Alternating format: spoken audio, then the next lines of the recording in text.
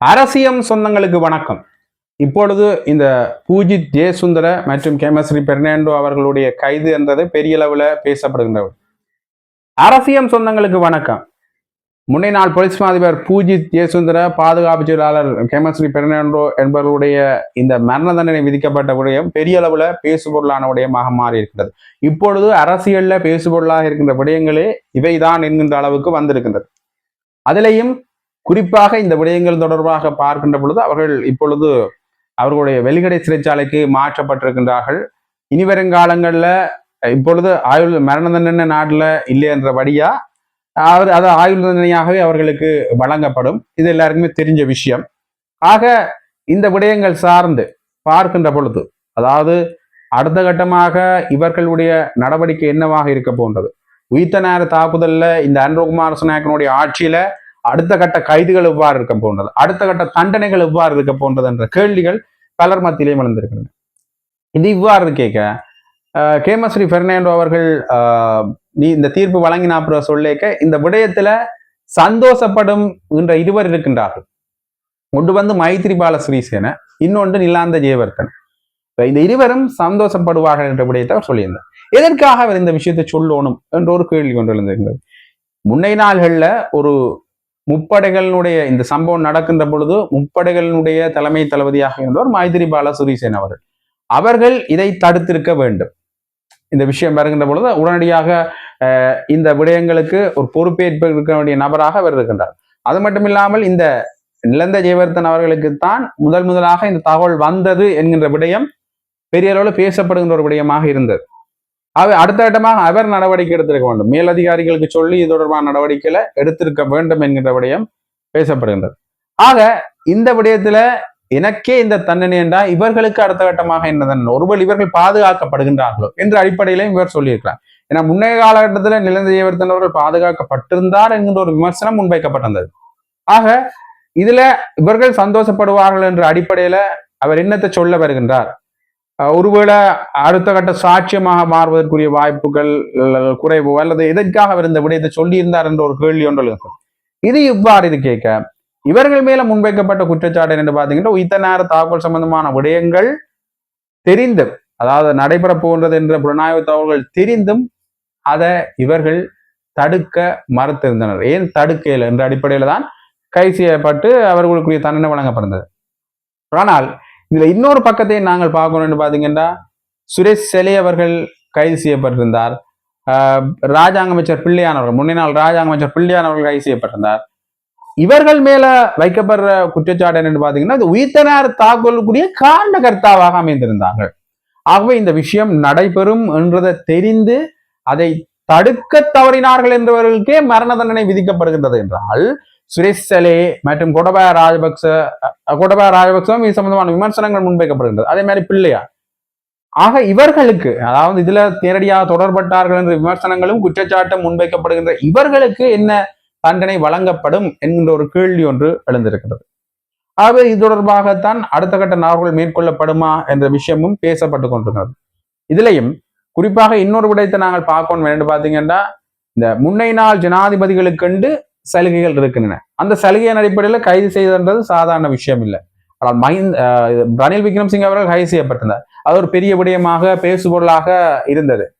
ஆனால் இந்த விடயத்துல ரணில் விக்ரமசிங்கே அவர்களுடைய கைதுக்கும் இதுக்கும் ஒரு வித்தியாசம் இருக்கின்றது. அவர் கைது செய்யப்பட்ட விடயம் ஊழல் சம்பந்தப்பட்ட விடயம், நாட்டினுடைய சொத்தை தவறாக பயன்படுத்தினார் என்ற அடிப்படையில.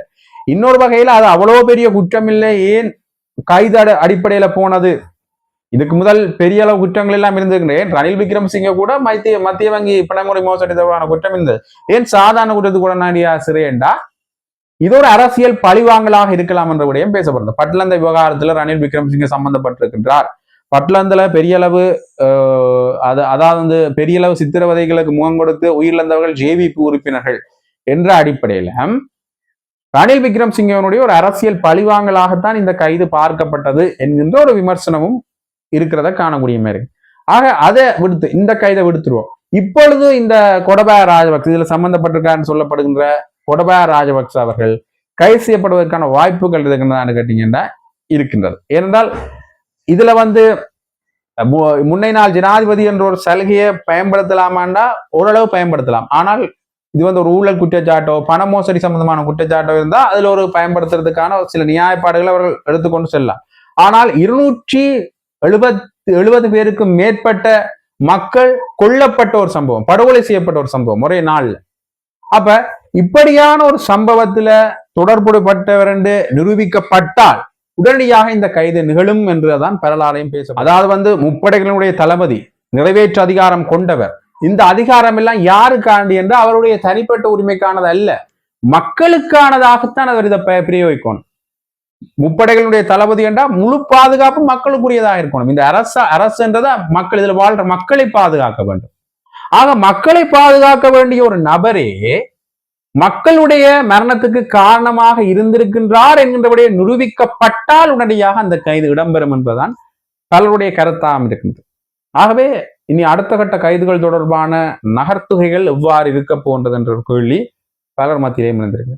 இது இவ்வாறு கேட்க, ஒரு முன்னை நாள் ஜனாதிபதியினுடைய மகன் மற்றும் அவருடைய மனைவி நாட்டை விட்டு சென்றிருக்கின்றார்கள் என்ற விடயம் பேசப்பட்டு கொண்டிருக்கின்றது.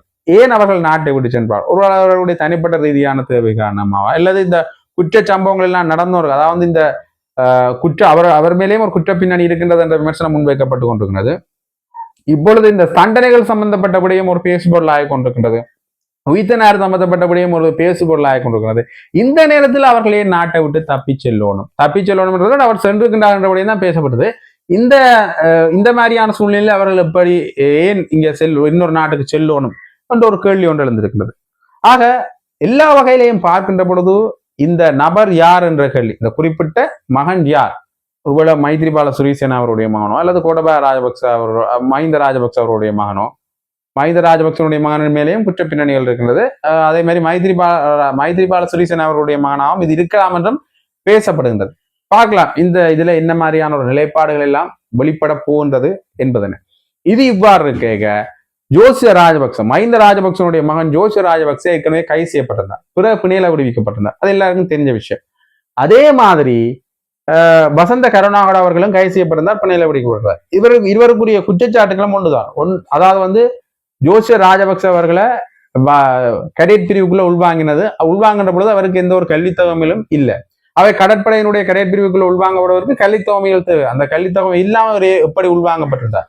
அது மட்டும் இல்லாமல் உள்வாங்கப்பட்ட பிறகு பிரித்தானியானுடைய ஒரு கடற்படையினுடைய அகாடமி ஒன்றுக்கு கொண்டு செல்லப்பட்டிருந்தார், அங்க பயிற்சிகள் வழங்கப்பட்டிருந்தார். அதெல்லாம் நாட்டினுடைய பணத்தை பயன்படுத்தித்தான் செய்யப்படுகிறது.